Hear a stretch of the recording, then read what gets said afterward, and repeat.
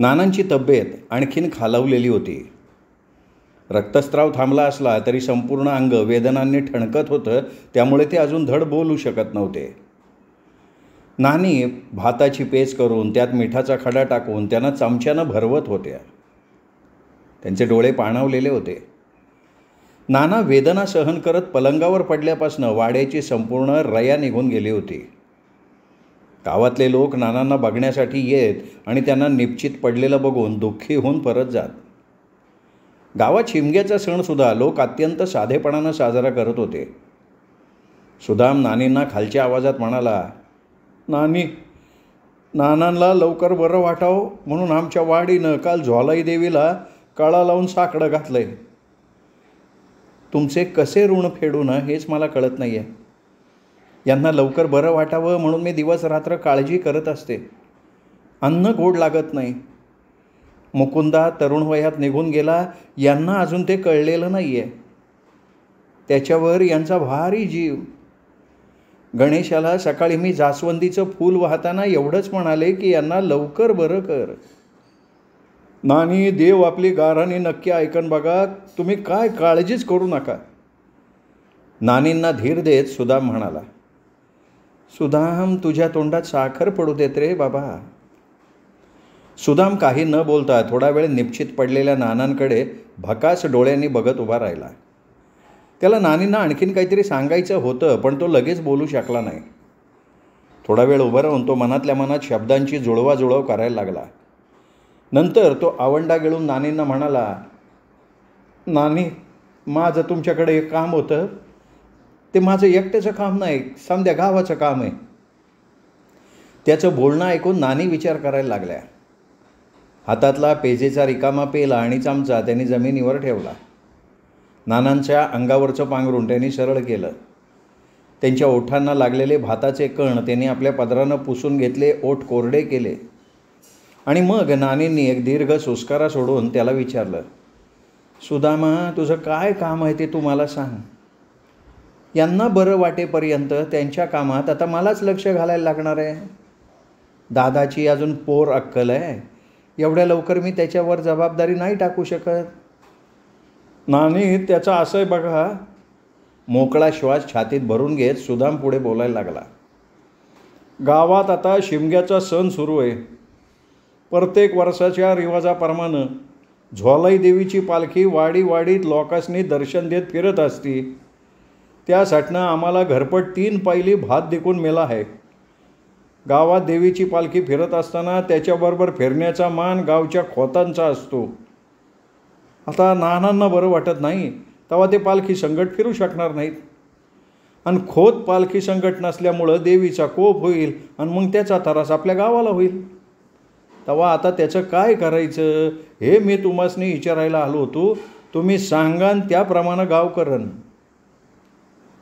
सुदामचं बोलणं ऐकून नानी मनात विचार करायला लागल्या. यातून काहीतरी मार्ग त्यांना काढावाच लागणार होता. वाडवडिलांपासून चालत आलेली रीत बंद पडून जमणार नव्हतं. खोतांच्या बरोबर गावातले आणखीन काही मानकरी पालखीसोबत शिमग्याच्या सणात दरवर्षी फिरत असत. आया बाया त्यांच्या पायावर पाणी ओतून झोलाई देवीची खणा नारळांनी ओटी भरत. कुणी नवस फेडून राणीछाप नाणी देवीच्या पुढ्यात ठेवत.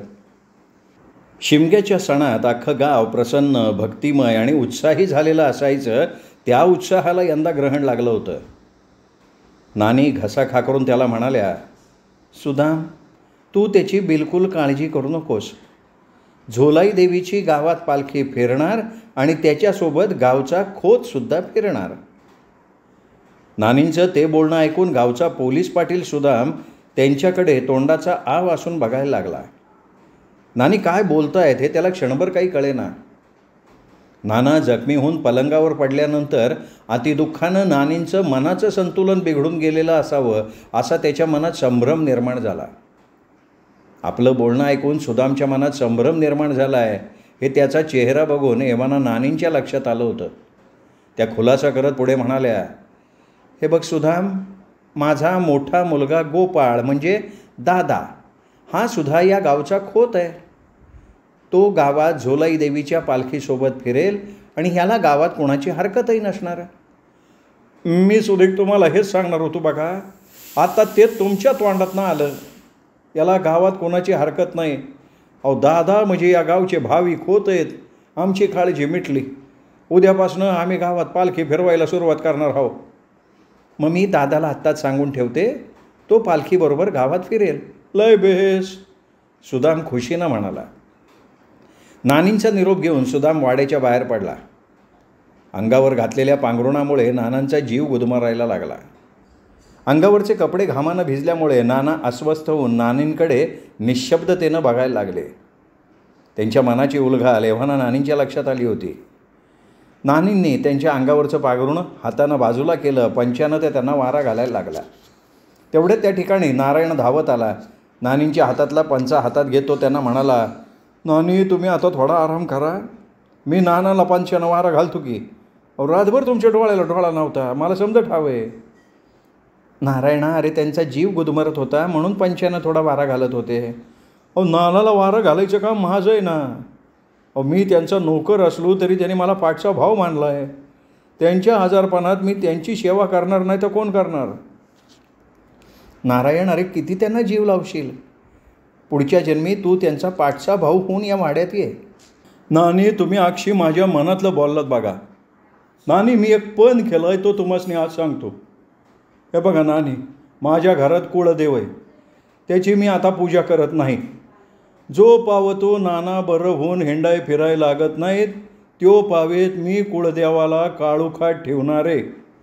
नाना खडखडीत बरं झाल्यावर मी त्या देवाची पूजा करणार. आता नानांना लवकर बरं करायची जिम्मेदारी माझ्या कुळदेवाची. नारायण, मग माझी काळजी मिटली रे बाबा.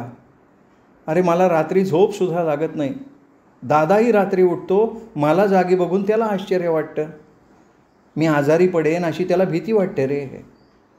नानी, हल्ली दादा खोत वाड्यातल्या कामात लक्ष घालायला लागले बरं का. काल त्यांनी कोठारात भात भरायला स्वतःहून मला मदत केली. वाड्यात गुराच्या पोड्यात पाण्याच्या बादल्या भरून ठेवल्या. त्यांच्या स्वभावात बी हळूहळू बदल व्हायला लागला बरं का नानी. नारायण, अरे घरात एखादी चांगली वाईट घटना घडली तर तिचा मुलांच्या मनावर परिणाम होतो हे त्रिवार सत्य आहे. मला वाटतं दादाच्या बाबतीतसुद्धा हेच घडलेलं असावं. नारायण हात बदलून दुसऱ्या हातानं नानांना वारा घालायला लागला. नानांना कुलकर्णी वैद्यांनी बोलायचं नाही असं सांगून ठेवलेलं होतं. नानांना बोलताना त्रास व्हायचा. नाना डोळे उघडे ठेवून भकास डोळ्यांनी एकसारखे बघत राहत. ओल्या जखमांमुळे त्यांना असह्य वेदना होत, त्यापेक्षा त्या दुर्दैवी घटनेमुळे त्यांच्या मनावर खोल जखम झाली होती.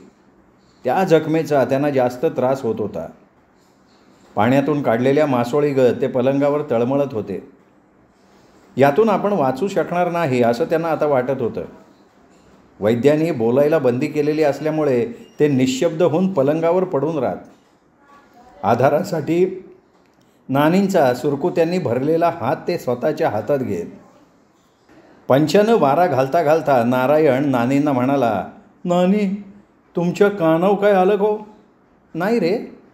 नानी तोंडाचा चंबू करून त्याच्याकडे बघायला लागल्या. नारायण इकडे तिकडे बघत गंभीर आवाजात बोलला, नानी मोरू अण्णा आता काही जगत नाही बरं का. का, काय झालं. नानींच्या सुरकुत्यांनी भरलेल्या चेहऱ्यावर प्रश्नचिन्ह उमटलं होतं. अवं काल सांजावलं होतं ना, तेव्हा त्यांच्याच बाईलानं त्यांना मारलं. त्यांच्या पोटात शिंग गेल्यानं मॉप रागात गेलं बघा त्यांच्या अंगातलं. सकाळी डोली करून त्यासनी तालुक्याला नेलं लोकांनी. नारायणा, अरे करणी तशी भरणी. कुणाचं कधी वाईट चिंतू नये. यांच्यावर मारेकरी घालून त्याचा त्यांना काही फायदा झाला का. हे यातून बरे झाले ना की नक्की त्याच्या घरी बंदूक घेऊन गेले असते. ते आताशा गावात सगळ्यांना सांगत सुटले होते की या घटनेमागे त्यांचा तसा काही संबंध नाही म्हणून. त्यांचं हे बोलणं धादांत खोटं आहे हे सगळ्या गावाला माहिती आहे. अंजीर आणि उंबर यातला फरक न कळण्या इतके आपण वेडे आहोत का. गरीब लोकांची अडचण ओळखून त्यांना मदत करायची आणि नंतर ते पैसे त्यांच्याकडून दामदुपटीनं व्याजानं वसूल करायचे. त्यांची शेती घर याच्यावर कब्जा करायचा आणि त्यांना देशोधडीला लावायचं. अरे तो वर बसलाय ना, तो सगळं बघतो रे बाबा. त्याच्या नजरेतनं कधी काही सुटत नाही. प्रत्येकाची वेळ यायला हवी. मोरू अण्णाला बैलांनी मारलं हे फक्त निमित्त आहे. तरी राधा काकी त्यांना हमेशा विरोध करायची बरं का. त्या पायी त्या दोघांच्या घरात भांडण दिकून व्हायचं. अरे ती त्याची लग्नाची दुसरी बायको. ती बाई तशी सरळ मनाची आहे, पापभीरू आहे. वाड्यात जायचं नाही असं मोरू अण्णांनी तिला बजावलं होतं, तरी ती त्यांची नजर चुकवून सणासुदीच्या दिवसात वाड्यात येते, मला भेटते, पोटभर बोलते आणि आल्या पावली परत फिरते. तिला मी कधी दोष नाही देणार नारायणा. होय नानी, काल दुपारी मला वाटेत भेटल्या होत्या. नानांची तब्येत कशी आहे विचारत बी होत्या. त्यासनी नानांना भेटायचं होतं, त्यामध्ये ही घटना घडली बघा. अरे ह्या मोरू अण्णांनी तिलासुद्धा खूप छळलं आहे. तिने म्हणून त्यांच्या हाताखाली संसार केला. नवऱ्याच्या मनाविरुद्ध ती जरा वागली की लगेच रांडेचे असं म्हणत तिच्या अंगावर धावून जातात ते. अरे हे मोरू अण्णा म्हणजे साक्षात खवीस. त्यांना कोणाचं चांगलं झालेलं बघवत नाही. नानींनी बोलणं थांबवलं. नानांकडे वळून त्यांना खालच्या आवाजात विचारलं, तुम्हाला शहाळ्याचं थोडं पाणी देऊ का प्यायला? नानींच्या तोंडाकडे बघत नाना क्षीण आवाजात दे म्हणाले. पितळेच्या तांब्यात 2-3 शहाळी कोयतीनं फोडून त्याचं पाणी भरून ठेवलं होतं. नानांनी प्यायला पाणी मागितलं की नानी भांड्यात पाणी ओतून ते भांडं त्यांच्या तोंडाला लावत. पदराच्या टोकानं नानींनी आधी वाटी स्वच्छ पुसून घेतली. नंतर तांब्यातलं शहाळ्याचं पाणी वाटीत ओतून ती वाटी त्यांनी नानांच्या तोंडाला लावली. 2-3 घोट पिऊन नानांनी तोंड बाजूला फिरवलं. नानींनी त्यांना पुन्हा एकदा हळू आवाजात पाणी हवं का हे विचारलं. नाना काही बोलले नाहीत.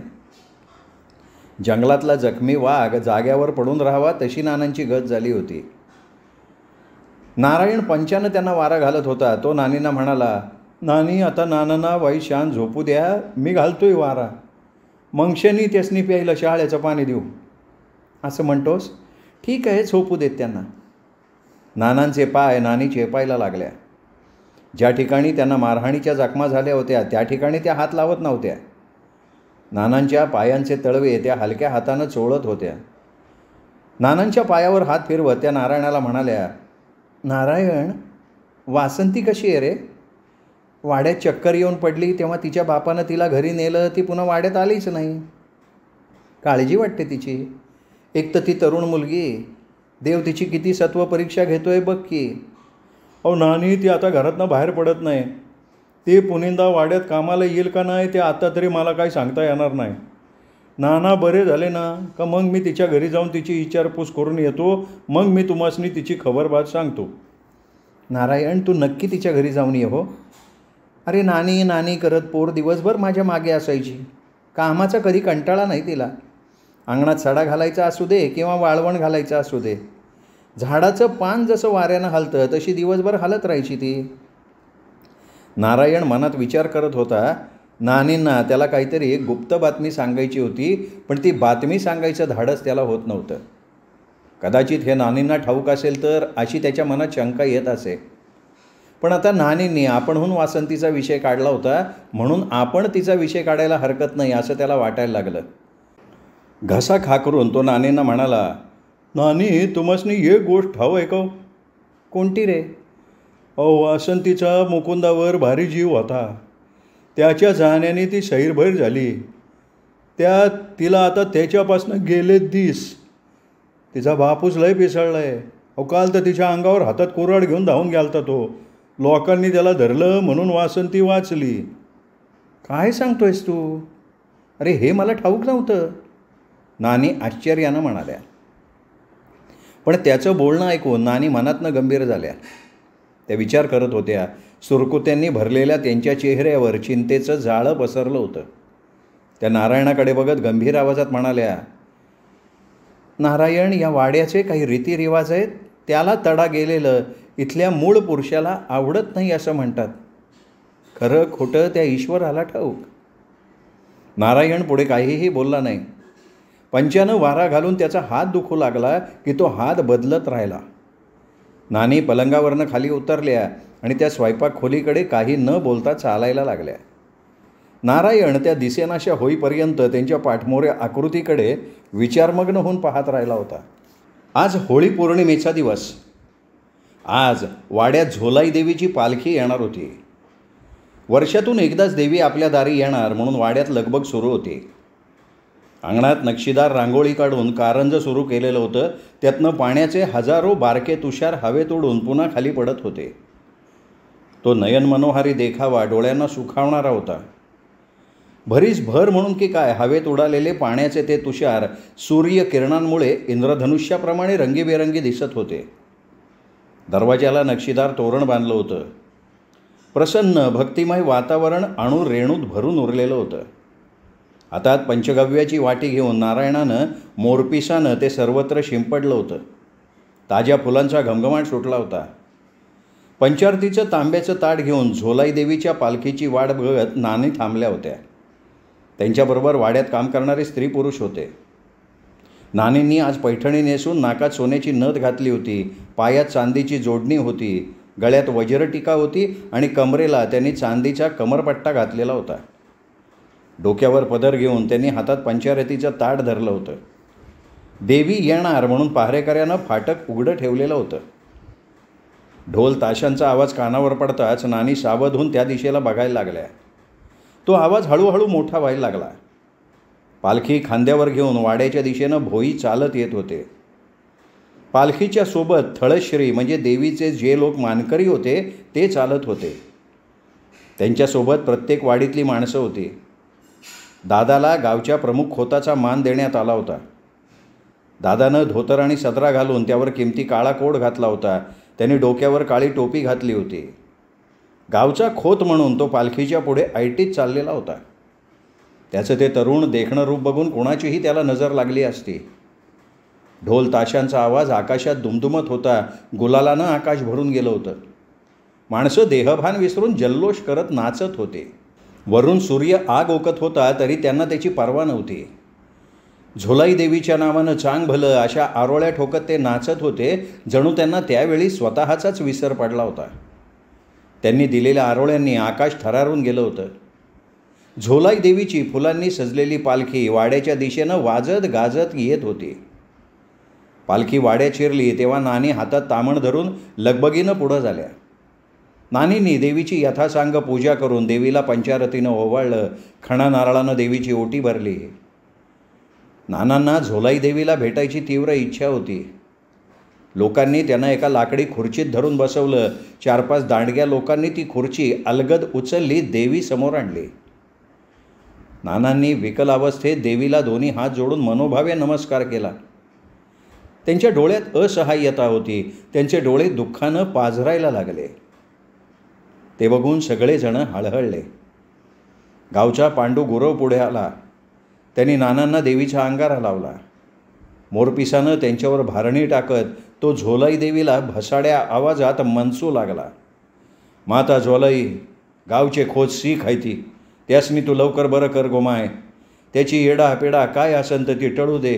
ते पुन्हा खडखडीत बरे होऊन कामधंद्याला लागू दे.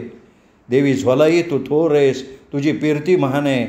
आम्ही तुझी आजान लेकरं. आमच्यावर तुझी सावली हमेशा असू दे. पांडू गुरुवाचं मनसून झाल्यावर तिथल्या लोकांनी झोलाई देवीच्या नावानं चांग भलं करत आरोळी ठोकली. तो त्यांचा आवाज गगनाला भेदून आर पार गेला. लुगडं नेसलेला तुक्या गावडे पायातल्या घुंगरांचा छुम छुम असा मजेशीर आवाज करत पालखीच्या पुढे आला. त्याच्या जोडीला हातात तुणतुणं, डफ आणि टाळ घेतलेली माणसंसुद्धा होती. तुक्या गावडेनं ओठावरची मिशी काढली होती. गळ्यात बायकांचे दागिने घालून हातात हिरव्या रंगाच्या बांगड्या घातल्या होत्या. एखाद्या अनोळखी इसमानं त्याला त्या वेशात बघितलं असतं तर तो त्याला बाईच म्हणाला असता. पालखीसोबत चालताना तो बायकांगत चालायचा. पायातल्या घुंगरांचा आवाज करत करत तुक्या गावडे हवेत हात नाचवत वेडं वाकडं नाचायला लागला. डप, तुणतुणं, टाळ इत्यादी वाद्य त्याला साथ देत होती. तुक्याच्या अंगात आता साक्षात झोलाई देवी संचारली होती. तो न थकता पायातल्या घुंगरांचा छुम छुम असा मजेशीर आवाज करत भान हरपून नाचत होता. थोड्या वेळानं तो मोठ्या आवाजात झोलाई देवीचं गाणं म्हणायला लागला. हे झोलाई माय, तुला ठाव आहे का काय? ये धावूने भक्ताच्या भेटीला, तुझ्या वाचून जीव ह्यो लागला झुरणीला. तुझी नजर राहू दे आम्हावरी, आमची भक्ती लागो तुझ्या चरणी. मेघ दाटून येऊ दे अंबरी, भात पिकाची होईल चांदी. मग होणार नाही खाण्याची वांदी. गे झोलाई माय, तुला ठाव आहे काय? ये धावून भक्ताच्या भेटीला, तुझ्या वाचून जीव ह्यो लागला झुरणेला. नाचून नाचून तुक्याचे पाय थकले तेव्हा तो नाचायचा थांबला. त्याचं संपूर्ण शरीर घामानं निथळत होतं. घशाला कोरड पडली होती. जमिनीवर बसून आधी तो वर तोंड करून घटाघटा पाणी प्यायला. चेहऱ्यावरचा घाम लुगड्याच्या पदरानं पुसून चेहरा कोरडा केला. एव्हाना सूर्य माथ्यावर येऊन आग ओकत होता. पालखीसोबत फिरणाऱ्या लोकांचं जेवण वाड्यात तयार करून ठेवलं होतं. माणसं जेवायला बसली. आंबवणाच्या पानांच्या तयार केलेल्या पत्रावळ्या त्यांच्या पुढ्यात ठेवून त्यावर गरम भात, भाजी, उडदाचे पापड, लोणचं, भातावर घट्ट वरण वाढण्यात आलं.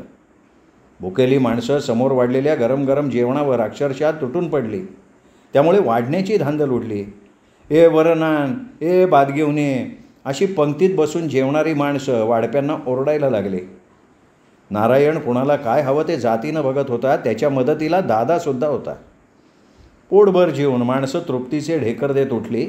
मग त्यांनी झाडांच्या गार सावलीत पानतंबाखूच्या चंच्या सोडून निवांत गप्पा मारायला सुरुवात केली. नाना जखमी होऊन आजारी पडल्यामुळे पंक्तीत हजर नव्हते. त्या ठिकाणी त्यांची उणीव लोकांना भासतच होती. दरवर्षी वाड्यात पालख्या आल्यावर वाडा भडा भडा बोलायचा, पण आज तोच वाडा मुका आणि बहिरा झाल्याप्रमाणे लोकांना वाटत होतं. उन्हाच्या जाळा कमी झाल्यावर पुढच्या मुक्कामाला जाण्यासाठी भोई लोकांनी झोलाई देवीच्या नावानं चांग भलं अशी मोठ्या आवाजात आरोळी ठोकली. पालखी उचलून खांद्यावर घेतली आणि ढोलताशांच्या गजरात मुंगीच्या पावलांनी ती पालखी वाजत गाजत पुढे पुढे सरकायला लागली. नाना त्यांच्या खोलीत पलंगावर उताणे झोपले होते. त्यांनी दोन्ही डोळे मिटून घेतले होते. झोलाई देवीचं दर्शन घेतल्यामुळे त्यांच्या सुरकुत्या पडलेल्या चेहऱ्यावर समाधान दिसत होतं. त्यांच्या मनाचं संतुलन ढासळल्यामुळे आता त्यांना जगण्यातच मजा वाटत नव्हती. छातीच्या 2-3 बरगड्या तुटल्या होत्या. उजव्या पायाची नळीसुद्धा तुटली होती. वैद्यानं त्यांना झाडपाल्याचं औषध लावून स्वच्छ कापडानं बांधून टाकलं होतं. काठीचा घाव डोक्यात वरमी बसल्यामुळे डोकं बधीर होऊन ठणकत होतं. त्याच्या जीवघेण्या कळा त्या सहन करत ते निपचित पडून राहत. वाघाचं काळीज घेऊन जन्माला आलेले नाना अचानक झालेल्या या प्राणघातक हल्ल्यानं एकदम खचून गेले होते. कितीही प्रयत्न केला तरी त्यांना मनाची उभारी मिळत नव्हती. त्यामुळे त्यांची तब्येत दिवसेंदिवस अधिकच खालावत होती. केळीचं पान उलगडत जावं तसं त्यांचं मन उलगडत होतं आणि एका पाठोपाठ एक असे विचार त्यांच्या मनात येत होते. नानी त्यांच्या खोलीत आल्या. तुम्हाला काही हवं आहे का म्हणून त्यांना विचारायला लागल्या. नाना त्यांच्याकडे भकास नजरेनं बघत होते. निर्मलावर आपण आयुष्यभर नको ती बंधनं घातली. तिच्या मनाचा आपण कधी विचार केला नाही. अंगात ताकद होती, रग होती. भोळ्या भाबड्या जनतेवर हुकूम गाजवायला खोती होती. त्या धुंदीत आपण निर्मलाच्या मनाचा विचार कधीच केला नाही. ती मात्र सगळं सहन करत या वाड्यासाठी आणि आपल्याला आयुष्यभर साथ देण्यासाठी मन मारून मेणबत्तीप्रमाणे जळत राहिली. पुढचा जन्म मिळाला तर मी ईश्वराकडे एकच विनंती करेन की मला पुढील जन्मीसुद्धा निर्मला हीच बायको मिळू दे. या जन्मी मी तिच्यावर जो अन्याय केला आहे तो पुढच्या जन्मी दूर करण्याची संधी मला त्यामुळे मिळेल. माझं भाग्य थोर म्हणून मला तिच्यासारखी गुणी बायको मिळाली. नाना तोंडानं काही बोलले नाहीत म्हणून नानी त्यांच्या जवळ जाऊन बसल्या. नानांनी त्यांचा सुरकुत्यांनी भरलेला हात हातात घेतला आणि भकास डोळ्यांनी ते नानीकडे एखाद्या भ्रमिष्ठासारखे बघायला लागले. नानींच्या लक्षात सगळं काही आलं होतं. त्यांच्या खोल गेलेल्या डोळ्यांची भाषा त्यांना कळत होती. वाऱ्यानं विझणाऱ्या दिव्याला हाताची ओंजळ करून आडोसा द्यावा तशा नानी त्यांच्या छातीवर प्रेमानं हात फिरवत त्यांना आधार देत होत्या. का कुणास ठाऊक आता नानींचा सुद्धा धीर सुटत चालला होता. थोड्या वेळानं नाना अगदी थकलेल्या आवाजात म्हणाले, निर्मला, मला सुमाला आणि तिच्या मुलांना पाहायचं आहे. तू त्यांना निरोप पाठव, बोलवून घे त्यांना. नानांचं बोलणं ऐकून नानींना प्रचंड यातना झाल्या. मोठ्या प्रयत्नांनी चेहऱ्यावर त्याचा काहीही मागमूस न दाखवता त्यांनी त्या मरणयातना सहन केल्या. मृत्यू समीप येऊन ठेपल्यावर माणसाला त्या मृत्यूची चाहूल लागते. त्याच्या डोळ्यांपुढे त्याचा मृत्यू दिसायला लागतो. त्यावेळी माणूस कसा बोलतो तसं नाना आत्ता बोलत होते. चेहऱ्यावर उसना हसू आणत नानी त्यांना थोडा धीर देत केंद्र्या आवाजात म्हणाल्या, आत्ता तालुक्याला कोणाला तरी घोड्यावरनं पाठवते आणि सुमाला आणि तिच्या मुलांना बोलवून घेते. काही काळजी करू नका तुम्ही. निर्मला, मला आणखीन एक गोष्ट तुझ्यासमोर कबूल करायला हवी. कोणती हो?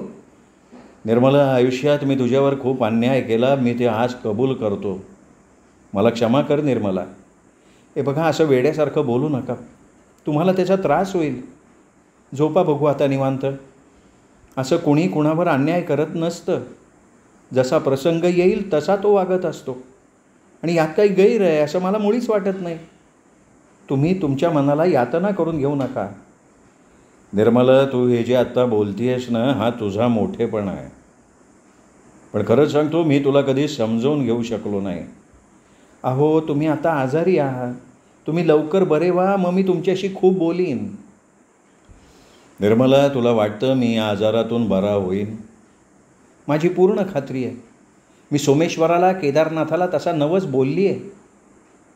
पाण्यात बुडणाऱ्या माणसाला वाटत असतं की आपण पाण्यात बुडून मरणार नाही, कोणीतरी आपल्या मदतीला नक्की धावून येईल.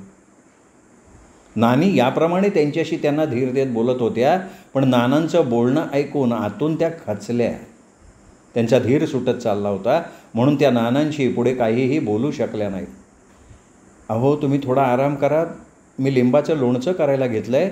नंतर मी येते तुमच्याशी बोलायला. नारायणाला पाठवते. अगं, तो कामात असेल, त्याला नको पाठवूस, मी पडतो. नानी डोळ्याला पदर लावत स्वयंपाक खोलीकडे निघून गेल्या. नानांनी डोळे मिटून घेतले. त्यांच्या हृदयाची धडधड तेवढी सुरू होती, बाकी सगळं शांत होतं. निरोप मिळताच नानांना बघण्यासाठी नानांची मुलगी सुमन आणि जावई श्रीनिवास मुलांना घेऊन आले. नानांची खंगलेली तब्येत बघून सुमनच्या डोळ्यात टचकन पाणी आलं. आई, नाना बघ ना किती खंगलेले दिसतात, असं म्हणून ती नानींच्या कुशीत शिरून ओक्साबोक्षी रडायला लागली. तिच्या पाठीवर हात फिरवत नानी तिला म्हणाल्या, अगं, तू अशी हलक्या मनाची आहेस म्हणून आधी आम्ही तुला निरोप नाही पाठवला. यांनी तुझी आठवण काढली म्हणून मी लगेच घोडा घेतला, माणूस पाठवून दिला. आई, आता मी नानांची तब्येत बरी झाल्याशिवाय माझ्या घरी जाणार नाही. तुझी मर्जी. नानी गंभीर आवाजात तिला म्हणाल्या. सुमन आपल्याला बघायला आली आहे म्हणून नाना कणत पलंगावर उठून बसले. त्यांचं शरीर फार कंगून गेलं होतं. गालावरची, छातीवरची हाडं स्पष्ट दिसत होती. त्यांचे खोल गेलेले डोळे निर्जीव दिसत होते. नाना अनिमिष नजरेनं सुमनकडे बघत होते. नानांचा हात हातात घेऊन सुमन अश्रू ढाळत होती. नानांनी तिच्या मुलांच्या पाठीवरनं त्यांचा हात फिरवला. 2 शब्द जावयाशी बोलले आणि ते पुन्हा पलंगावर आडवे झाले. आता त्यांचं मन तृप्त झालं होतं. आता त्यांना कसलीही आशा उरली नव्हती. पळून गेलेल्या मुलाचं दुःख ते कोणासमोर बोलून दाखवत नसत. तो पुन्हा गावी परतून येईल याचीसुद्धा त्यांना आशा राहिलेली नव्हती. पलंगावर आडवं पडून विचार करत असताना त्यांचा डोळा कधी लागला हे त्यांनासुद्धा कळलं नाही. मध्यरात्र उलटून गेली होती. बोचरा वारा गडद अंधाराला सोबत घेऊन धावत सुटला होता. जणू काळा मिट्ट अंधार कळीकाळाचं रूप धारण करून धरणीवर अवतरला होता. खाडीच्या किनारी बेळात कोल्हे शेपट्या घालून खेकडी बाहेर काढून दातानं नांगी कडा कडा मोडून खात होते आणि त्यांचं पोट भरल्यावर हुक्क्या हुई हुक्क्या हुई अशा भयसूचक आरोळ्या ठोकत होते. त्यांचा तो आवाज अंधाराला चिरून दूरवर ऐकू जात होता. झाडावरच्या घुबडाच्या घुतकारानं अंगावर सरसरून काटा उभा राहत होता. संपूर्ण वाड्याला गडद अंधारानं अक्षरशः गिळून टाकलं होतं. अंथरुणावर पडल्या पडल्या नानींचा लगेच डोळा लागला नव्हता. हल्ली हल्ली घरातले सगळे एकाच खोलीत नानांच्या सोबत झोपत असत. नाना रात्री उठून पाणी मागत असत तेव्हा नानी झटकन उठून त्यांच्या तोंडाला पाण्याची वाटी लावत. नानींची झोप जागसूद होती. कुठे कसला आवाज कानावर पडला की त्या लगेचच जाग्या होत असत. नाना कधी काय मागतील याचा नेम नव्हता म्हणून त्या रात्री जाग्याच असत. त्याचा परिणाम हल्ली त्यांच्या तब्येतीवर सुद्धा दिसायला लागला होता. पहाटे पहाटे नानींना झोप लागली होती. त्या झोपेत असताना त्यांना एक भयानक स्वप्न पडलं की नाना त्यांना सोडून देवाघरी कायमचे निघून गेले होते. नाना दुःखी आवाजात नानींना म्हणत होते, निर्मला, मी तुला सोडून जातोय याचं मला दुःख होतंय. माझ्या पश्चात तू आता वाड्याची देखभाल कर. दादा अजून लहान आहे, चांगली मुलगी बघ, त्याचं लग्न कर. मी तुझी वाट बघतोय. आता तुझी आणि माझी पृथ्वीवरची भेट पुढच्या जन्मी होईल. त्या भयानक स्वप्नानं नानी दचकून जाग्या झाल्या. त्यांचं संपूर्ण अंग घामानं निथळत होतं. त्यांनी पटकन दिवा लावला. त्या नानांजवळ गेल्या. नानांचा हात हातात घेतल्यावर तो त्यांना गार लाकडासारखा लागला. नानांचा श्वासोच्छवाससुद्धा थांबला होता. नाना सोडून गेल्याचं कळताच नानींनी धनी म्हणत मोठ्या आवाजात किंकाळी फोडली आणि त्या आवाजानं अख्खा वाडा ताबडतोब जागा झाला. सकाळी सूर्योदयानंतर नानांच्या देहाला जगबुडी खाडीच्या किनारी चंदनाच्या काष्ठांमध्ये अग्नी देण्यात आला. नाना हे जग सोडून गेले. आता राहिल्या होत्या फक्त त्यांच्या आठवणी. नानांचे दिवसकार्य झाल्यानंतर सुमन नवऱ्याला आणि तिच्या मुलांना घेऊन तिच्या घरी निघून गेली. घरी जाताना नानींना रुद्धकंठानं सुमन म्हणाली, आई नाना गेले, आता आम्हाला तुझाच आधार. तू स्वतःला जप, वाड्याची तू आता मालकीण. लेकीचं काळजाला हात घालणारं बोलणं ऐकताना नानी मनातनं खूप अस्वस्थ झाल्या होत्या. समोर कोणी नसेल तेव्हा त्या डोळ्यातल्या अश्रूंना मुक्तपणे वाट मोकळी करून देत आणि दुःखाचा निचरा होईपर्यंत रडत राहत. नारायण नाना निघून गेल्यामुळे कोलमडून गेला होता. नानी भकास डोळ्यांनी छताकडे बघत बैठकीच्या खोलीत एकट्याच बसल्या होत्या. नारायण खांदे पाडून त्यांच्यासमोर येऊन दुःखी चेहऱ्यानं उभा राहिला. त्याच्या तोंडून बराच वेळ शब्द निघेना. नानीसुद्धा त्याला नारायण का आलायस असं विचारेनात. नानींकडे स्नेहार्द्र नजरेनं बघत नारायण रुद्धकंठानं म्हणाला, नानी मी काय उद्यापासनं ह्या वाड्यात येणार नाही. मी या वाड्याची लहानपणापासून सेवा केली. नाना मला त्यांचा धाकटा भाव समजत होते. माझ्या अडीअडचणीत मॉप मदत केली त्यांनी. त्यांचं माझ्यावर मॉप उपकार आहेत. मी त्यांना विसरू शकणार नाही. ते आज मला पोरकं करून देवाघरी निघून गेले. या वाड्यात आलो का मला त्यांची याद येते नानी. हो नारायण नारायण करत मला दिसभर साथ घालत असत ते. आता त्या मायेनं मला कोण साथ घालणार नानी. त्यांच्या आठवणीनं येडा झालो मी. मला वाडा सुना सुना वाटायला लागला आहे. माझा जीव या वाड्यात आता रमणार नाही. मला आता रजा द्या. मी काय उद्यापासून वाड्यात येणार नाही. तुम्ही स्वतःला जपा, दादांना आधार द्या. फक्त एवढं सांगण्यासाठी तुमच्याकडं आलतो मी. नारायण झटकन पुढे झाला. नानींच्या पायावर डोकं ठेवलं. थोड्या वेळानं गळणारे डोळे तळहातानं पुसत बैठकीच्या खोलीतनं बाहेर पडला. नानी त्याच्या पाठमोऱ्या आकृतीकडे तो दिसेनासा होईपर्यंत भकास नजरेनं बघत राहिल्या होत्या. श्रोते हो, रामचंद्र नलावडे लिखित खोत या कादंबरीचा हा 11वा भाग इथेच संपला आणि ह्याबरोबर खोतांची एक पिढी संपली. खोतांच्या दुसऱ्या पिढीबद्दल ऐकूयात पुढच्या भागापासनं. तोपर्यंत नमस्कार.